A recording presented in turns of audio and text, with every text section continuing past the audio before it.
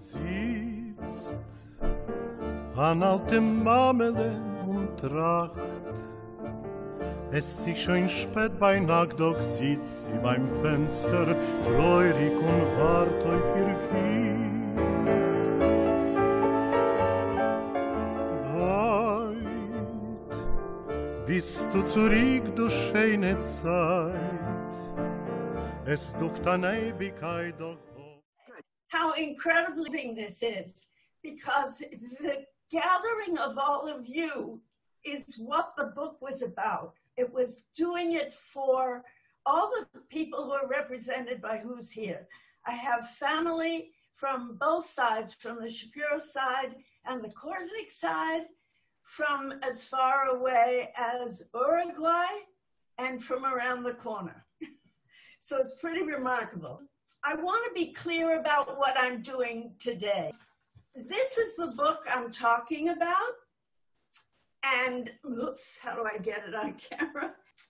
I'm not going to be telling what the book tells. I'm going to tell how in the world it was possible to do this. And I want to start by asking you to do something before I tell my story. And that is to be quiet for a minute in your head and think back to your own grandparents, to a place when you saw things that belonged to one or both or all of your grandparents. Focus on one object so that you can see it clearly in your head, and write a note if you can so you'll remember what you saw. Okay, we'll come back to that. As David explained, most of the objects that formed my research base have been given to the Yeshiva University Museum. So I don't have those things anymore, but I'm going to talk about them and what I learned from them. I have one piece I discovered I hadn't given them. And this is a matzah cover from Jerusalem. And when I was showing it to David yesterday or the day before yesterday, he said, well, how did that come into the family? That's the key question.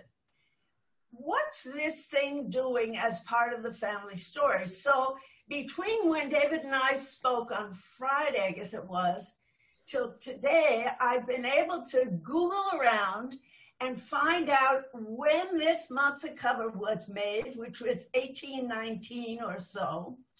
And it was a response to a huge problem of orphans who were in Jerusalem. And what is unknown right now, so far to me, is whether this was a response, a gift in thanks for tzedakah, a contribution to the orphanage in Jerusalem, or what. I don't know how it came to the family. But anyway, that's an example of what I had. I want to say a little bit about my childhood experience, because it isn't just the objects, it's very much my own faith in God and my own attraction to religious life that made me pursue this project. I felt a connection to my grandparents that I never understood.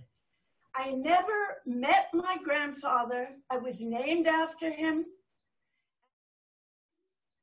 And my mother was pregnant with me when he passed. So that's a very big kind of connection in my mind. I did know my grandmother. She died when I was 7. I have very strong positive memories of her, but very, very little information. There was another thing about my childhood that was really intense. And it was that on Friday nights, when we went to my grandmother's house, and then that became my aunt's house in Crown Heights in Brooklyn, I would go outside in the summertime and I would hear this amazing chanting and see what I now know were Lubavitcher Hasidim praying on Friday night with the Rabbi, the Lubavitcher Rabbi. Nobody ever told me who they were. Nobody ever tried to explain why they were there.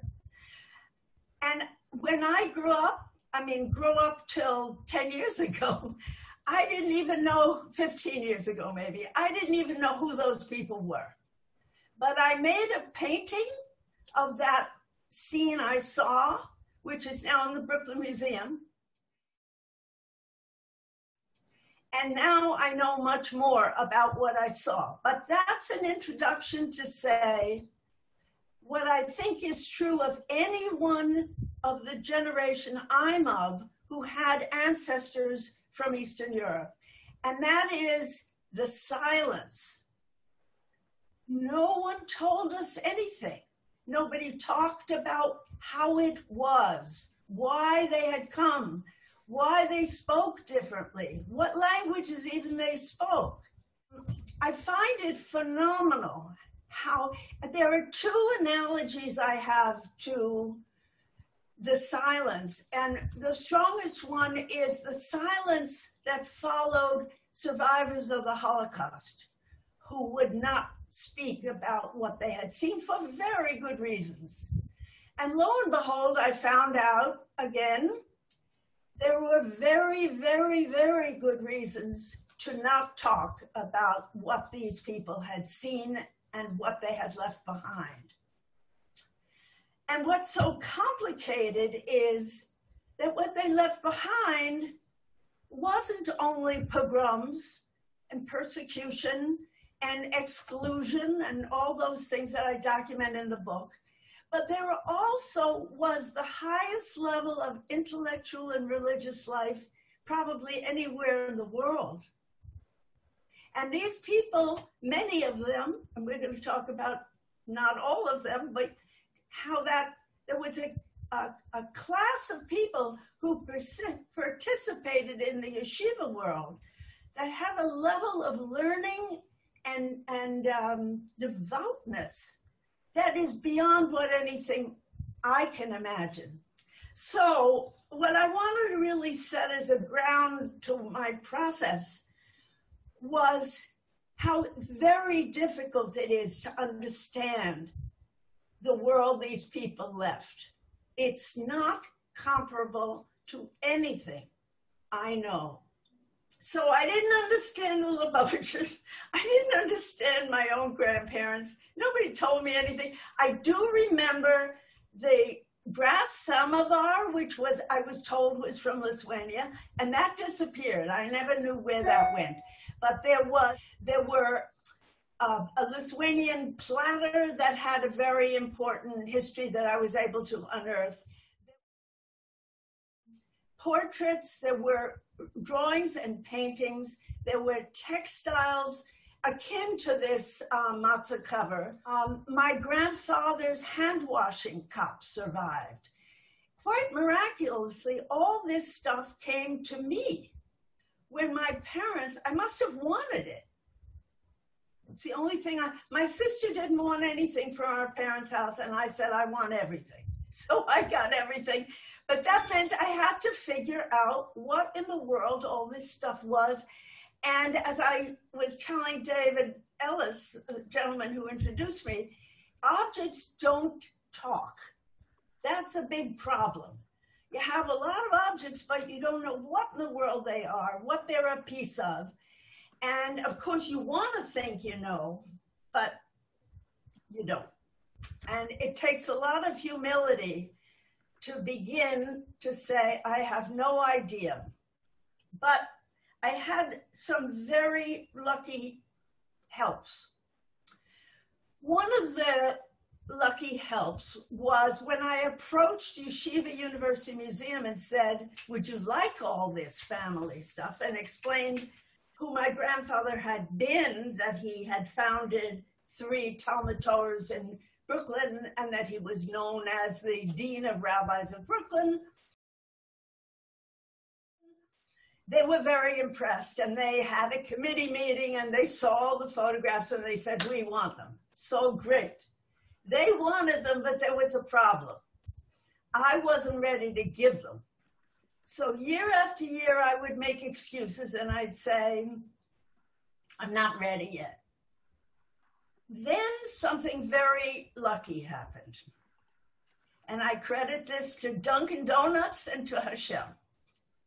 I was in Dunkin' Donuts talking with a friend who's with us today, and a third person overheard our conversation. And we were talking about Rabbi Nachman of Breslov. And this new person I didn't know said, "May I join you?" And she said, "I'm interested in what you're talking about." So we talked about these classes that we take and whatever. And then I said, "And what do you do?" And she said, I help people write family memoirs. Her name is Leah Abrams, and her company is Mixed Media Memoirs. And I said, "You're hired." Almost that fast. I don't know, Leah, you can correct me, but it feels to me it was that fast. She was exactly the person I needed at that moment. The reason I couldn't give the material to the Yeshiva Museum, University Museum, I was reluctant to let it go because I know a lot about museums, and I know museums put things in drawers and they stay in drawers. And unless you make a story and you know the history behind them, they're going to stay in drawers. So I only understood much later why I had been so reluctant. Besides that, I'm a pack rat and I like family stuff. I really couldn't just send them off without a history.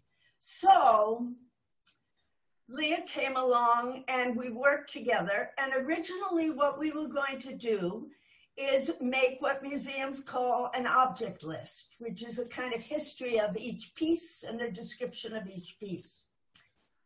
And now that objects list is in the book.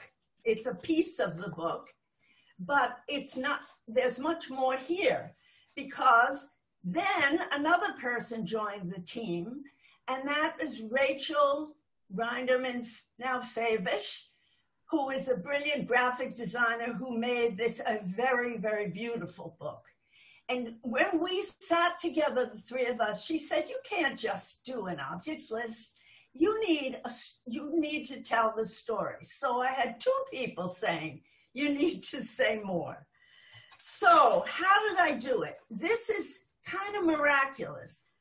Everybody who wants to do a family story, you only can work with what you have. So you have to kind of inventory, what do I have? What do I know? What do I remember that I was ever told, okay? Well, one thing I started with that turned out to be a gold mine was something I didn't own. And it was 12 letters that my Uncle Nat, the eldest child of the rabbi in Rebbitzin, had saved and given to the archives, the American Jewish Archives in Cincinnati, Ohio. So my grandfather's smichas, his ordination papers, and other letters of reference for him to get jobs when he was here in America. So there are letters from Lithuania and there are letters from New York. But they didn't mean anything to me. They were in Hebrew or in Yiddish. Beautiful script. I love beautiful things and I love the script, but I couldn't do anything with them. So that led to my next theme, which is asking for help. The reason people don't explore their family histories is that they think they have to do it all by themselves, I think. And I was, I must say, extremely successful in getting wonderful helpers. It all began with Professor Jonathan Sarna, who I met through my shul in Waltham, right next to Brandeis. And I was then writing about New England history, so I had skills in doing history. And when I met Professor Sarna, I said, "I need to learn from you." Little chutzpahdik. So he said, "Come take my class." So I spent a year learning from this brilliant professor. And I got the big picture of what was happening with Jews coming to America. It was a huge eye-opener. So then we still have all these documents. Actually, Jonathan Sarnick did something else more than that lecture. He said, I'll help you find what I can about your grandfather and his family. And he found that there were two half-brothers who, one had lived in Ohio and one who had lived in Seattle. They came from Lithuania to Ohio and Seattle. I said, why would someone from Lithuania go to Dayton, Ohio? Or Canton, Ohio it was. And he had some very interesting thoughts, which I think were absolutely right. But I don't want to get into too much detail right now. But okay, so I had this team of people who were going to help me put this book together, but I had to do a lot of learning. I want to acknowledge people who helped me because it's absolutely crucial. Rabbi Gedalia Fleer, who is my teacher and my friend and who's here with us today, and who wrote the foreword to the book, kept saying something that turned out to be absolutely pivotal. And that was that America lost 2 generations. When the immigrants came in the 1880s and 90s, there were no schools. There was no way to learn what it meant to be Jewish, to learn Jewish texts, to learn Tanakh, to learn anything. And at the same time, there was New York's free public schools that taught children the basic secular subjects. So it isn't surprising that of the rabbi of my grandfather's 8 children, all of them became secular. All of them. I'm the only, as far as I know, of the grandchildren who is involved with Jewishness at all. I may be proven wrong. Some people are present today from the family. If I'm wrong, I'd love to be wrong. But anyway, I'm part of the 2 generations that got taught some very strange things. When I went to Hebrew school, the content of the curriculum was the Holocaust. Scared me. That's all it did. It scared me. It never taught me the richness of Judaism, the power of, the only thing, and I want to credit my mom here, my mother, when I was little, taught me to pray. And lo and behold, very recently, I realized, of course, she grew up in the old world, even though it was in Brooklyn. She spoke Yiddish. She wrote Yiddish, but she never told me. And there wasn't a clue that she spoke Yiddish, except a postcard that I recently found that her mother wrote to her when she was young in Yiddish. Anyway, I'm going a little bit in circles to explain a very complicated process. So Rabbi Fleer was essential. He would tell me about different rabbis who came in New York, and there are all those stories I tell in the book. The other rabbi who was extremely important is Rabbi Moshe Lieberman, who is the Chabad rabbi of Newton Center. And I lived right near there then, and I would hop over many times and say, will you translate this? Will you explain this? And he did both. And what he had that I could get from nowhere else was not a sense, but I felt like he knew lineage of certain families back into Lithuania. It wasn't a brick wall for him. There was a past there, and a masterful, magnificent past. That's the whole part that was missing for me. And the other person who was a great encourager was Rabbi Chaim Kramer, who was a founder of the Breslov Research Institute. And he was like a cheerleader for me to write this thing. So I just want to credit that. And I want to say one other helper who I know is here today, and that is my nephew, Jonathan Franklin. I knew Jonathan was a computer whiz, and he is a librarian at the University of Washington in Seattle. And I said, how would you like to help me find obscure documents to flesh out this story? And it's to Jonathan's credit that I found, or he found, and it's published in the book, the New York Times article on the horrific ship that brought my grandfather alone in 1892.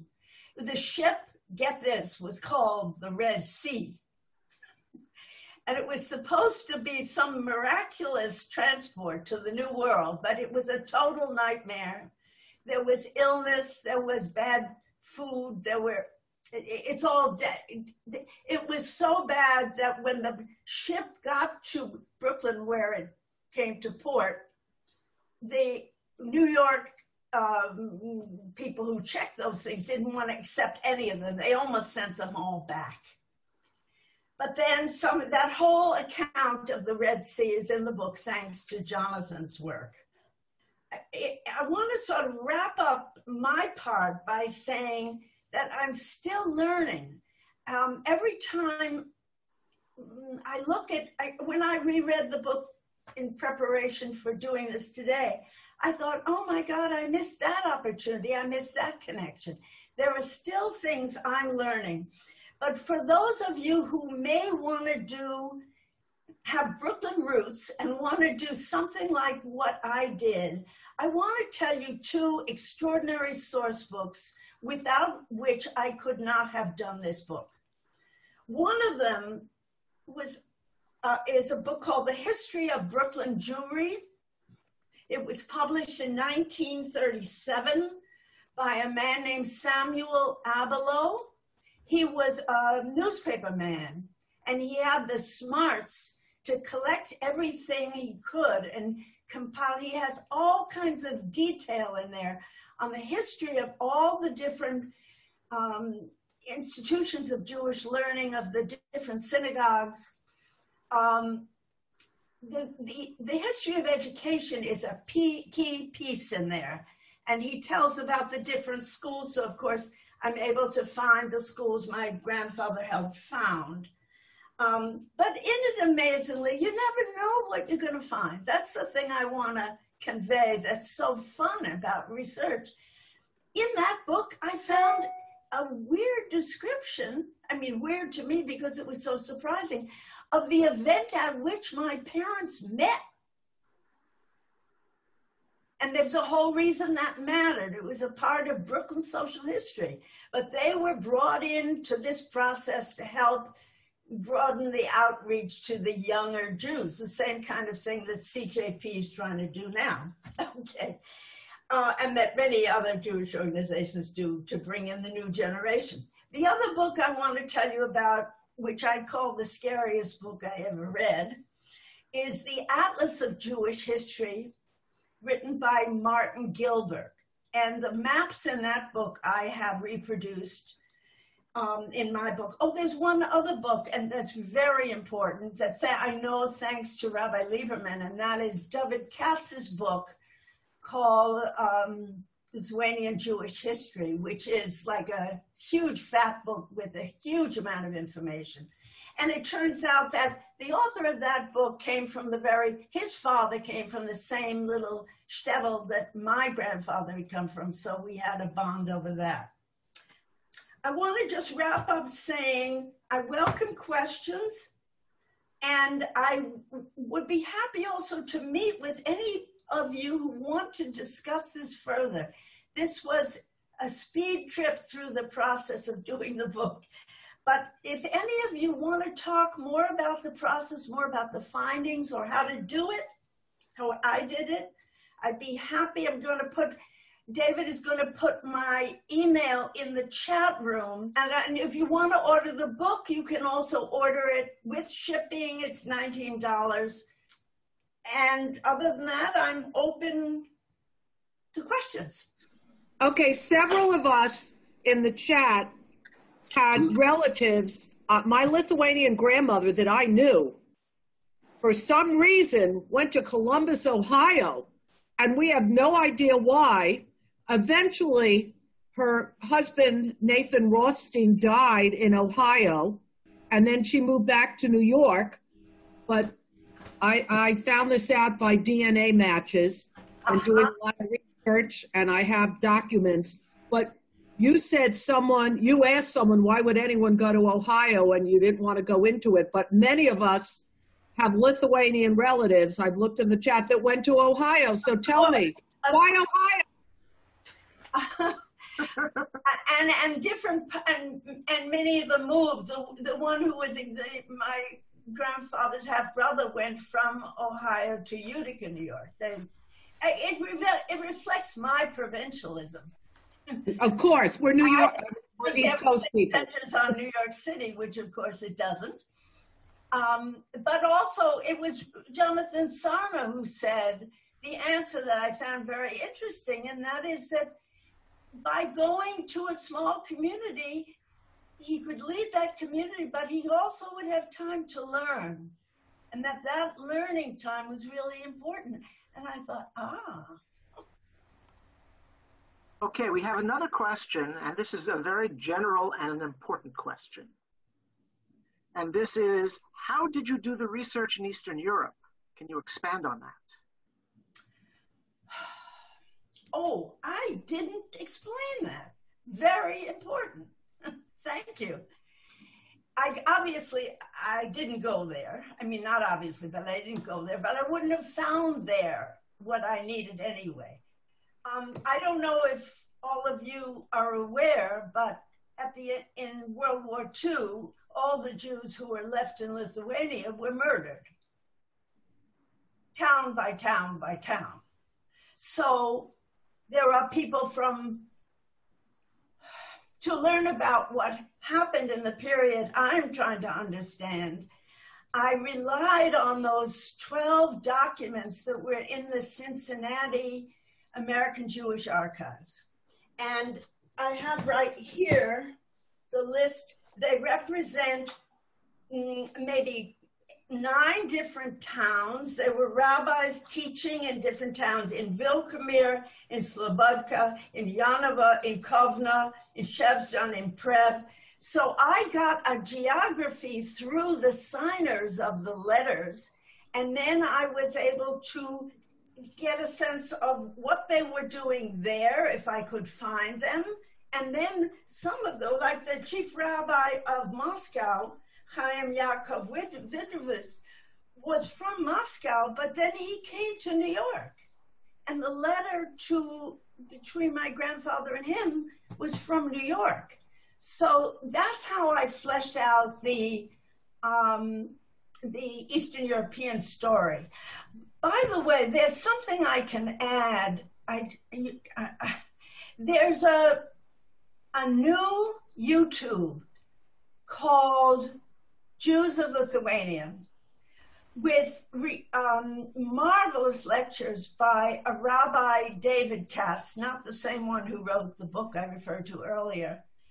And he has the most subtle description of the economics and social class situation in Eastern Europe. You asked how I listen and pick up little pieces from everywhere. And what I found remarkable in Rabbi Katz, this is Rabbi David Katz of Baltimore, he described a world that I hadn't even imagined in writing the book. I only encountered him recently. And he talked about the dynasties and the wealth that came with the dynasties of rabbis and the political power that came. We know the word Yiddish, yichus. Many of you know the word yichus probably, but yichus is very serious stuff. It explains the whole structure of how that society worked. And there were people who had a lot of control, and there were people who were very impoverished. And people from both stratas and everywhere in between fled to America. So the people who came here represent that whole spectrum. So that's a little answer about a very big question. May I speak? Emily Korzenik, relative to Diana, my dear Diana, whom I have loved since I met her when she was 9 years old. And I'm so proud of her. we both share a great delight and wonder and pride in our Jewish heritage, and we express it in perhaps slightly different ways, but it all comes to the same wonderful sharing that we have had throughout the years. Much, much love to you, my dear, and thank you for the beautiful Thank you, Emily. I want to say that Emily was one of the first women to be ordained as a rabbi. Really? Yes. Diana, Stan Morse has a question. Do we want to? I don't know. It was my understanding that most of the Jews in South Africa were from Lithuania. How did the Jews who went to South Africa differ from Lithuanian Jews who came to the United States? Well, I'm going to answer you in, that's a very rich question that I really can't, I want to answer it in the best way I can, which is to refer you to an incredible book called The Girl on Human Street. I'm right now, Cohen is that, Roger Cohen, he's a New York Times journalist who wrote that book. And he talks about the flow, the migration to South Africa, and then ultimately to London and to New York in extremely subtle, important ways. I don't know what other destinations my grandparents might have considered. I know the Korzenik family, which was, I mean, the whole Poland-Lithuania thing is also very complicated. I used to think, my parents used to say, oh, we're a mixed marriage. The Korzeniks were Poles and Czech and the other side was Lithuania, but it was much more interrelated than that. But in any case, the Korzenik side of the family did go to Lithuania, and I had cousins who were there and I corresponded with them. But that's a whole different story. I don't know. Just a quick comment. Many of the Jews in South Africa came from a particular area in Lithuania, the area around Kovno and Slobodka. Okay. And there was a flood of immigrants from Lithuania to South Africa after 1924, when the United States started closing down immigration. Yes. Yeah. Yeah. There was earlier immigration as well, I think you'll find. Remember that there was a very significant famine in Lithuania in the 1870s, and South Africa was rather eager to attract. The British were rather eager to bring people to South Africa, and there were Jews who thought that was a better opportunity. There are plenty of Jews in Boston who have relatives who chose to go to South Africa, whereas they chose to come to the United States. But lots of them felt that they had no choice but to leave, and the fact that the railroad had made it into Lithuania by then, which was not true further east, made it much easier to go to cities from Lithuania. Yeah, yeah. Thank you. Yes. Can I speak about the South African situation? Yeah, who's speaking? My name is Farrell Baczynski. Very interesting listening to this. I was born and raised in South Africa.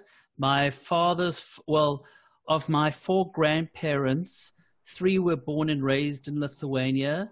1 was born in South Africa of Lithuanian parents. And so several things. Yes, somebody who said the Immigration and Naturalization Act of the fall of 1924 did a lot for that. So my father's 4 older siblings had gone from Rogova, just south east of Panaves. They'd gone from there they'd come to the United States. And when he tried to join them, he and a friend went to the port of Hamburg, and they went to try board a ship, and they said, no, you need a visa. And they said, where do you get a visa? You go to the consulate. They went to the consulate and they said, we're all out of visas. And so the friend said, well, I got family in South Africa. Why don't we go there? And that's the story I've heard. Interesting. But the other thing that here within the United States, I think Lithuanian Jews constitute about 15% of Jewry, whereas in South Africa it constitutes 85% of Jewry. Ah, That's very nice. Very interesting. Very important. We have another question on chat from Alice Poltorick. What surprised you the most during your research?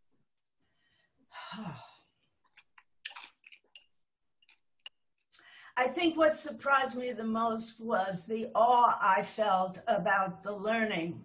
That makes me still want to learn, to study Tanakh and to learn what I can from teachers who can still pass that knowledge on to me. I didn't realize what a fountain it was going to be, what a huge source for the rest of my life. Very good. Any more questions? Can you hear me? Who's speaking? This is Joyce Shapiro, wife of Joshua Shapiro, who is, I guess you're... We're related. Yes, his father and your father, and your grandfathers were brothers. Half brothers, right. So it goes back to the Ohio question, if I might. Because it's interesting, and there are so many small towns throughout the U.S. that one could have gone to, and yet there was this migration to Ohio. Is there any other further thoughts or ideas that you have that you found that could explain that? I don't know, but I would like to ask Jonathan Sarna if he can address that. I mean, it's, first of all, the phenomenon is absolutely correct. Canton was really a bastion of Lithuanian Jews. Some of them went there. Lithuanian Jews, remember, liked natural resources, and they went for oil, and that's why they later went out to Oklahoma, where Tulsa is a heavily Lithuanian city still, because of the familiarity with oil, and the most famous Jew who made that migration, a Lithuanian rabbi named Bernard Revel, who's the first president of the Yeshiva University. You can also find in Jewish newspapers, meaning Yiddish newspapers, there would be advertisements encouraging people to move away from New York, come to smaller communities, which of course is what they were used to in Lithuania. A great big New York was very different from the kind of shtetl life that many of them had known. And so the idea of moving to the Midwest had promise, and there were opportunities in the Midwest that didn't quite exist in New York. In New York at this time, the clothing is ramping up, but that really entailed working in a factory. For those who didn't want to do that, moving west held all sorts of opportunities, and that's especially true for those who came early, meaning prior to 1900, which, as I said earlier, was when the Lithuanian Jews predominated. Of course, there also were rabbis who came, and they tended to be sent to different communities that needed rabbis. They'd write back to one of the great rabbis of Lithuania, where the yeshivas were. They said, we have the perfect person for you, and off they would go. A famous example of that would be Rabbi Tobias Geffen, for so many years, the sort of chief rabbi of Atlanta. So, you know, there's a complicated story, and each person is individual, but it's easy to understand why the Midwest held all sorts of allure that folks may not have found in very large East Coast cities. Very interesting. Thank you. The other thing that amazed me in looking at the two half-brothers, particularly Baruch Shapiro, who was out in Seattle, he traveled everywhere. They got on trains and went to speak. And I have a lot of thanks to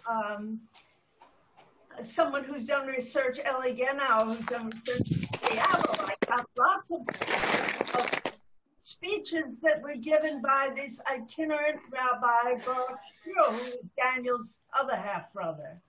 So getting around, I think they were really celebrities. I have a question. This is Ruth Broidy Sharon. Yes. Congratulations. I'm the sister of Leah Abrahams, the oral historian. And she was so excited to be working on this project with you because I heard on the other end of some of these stories. So congratulations. Thanks. My question, two questions. Number one is, why don't you open this up to the general public rather than keeping the publication private? And the second question is, you mentioned that of all in your family, the majority of the people who came here became secular very quickly. And I find that kind of surprising. One would think it would take more generations for them not to pay attention to their Jewish heritage. Why do you think that is? Okay, it's a very important question. Money was the be-all and end-all. People came, I'm just speaking, this is not a generalization. This is my maternal family. There were 8 children. They all became, not all became wealthy, but they all aspired to become wealthy. The things that came to me that were said about my grandfather were negative. He wasn't interested in them. He was always upstairs in his study. I think he was trying to live the life he wanted to live, and it wasn't the American life.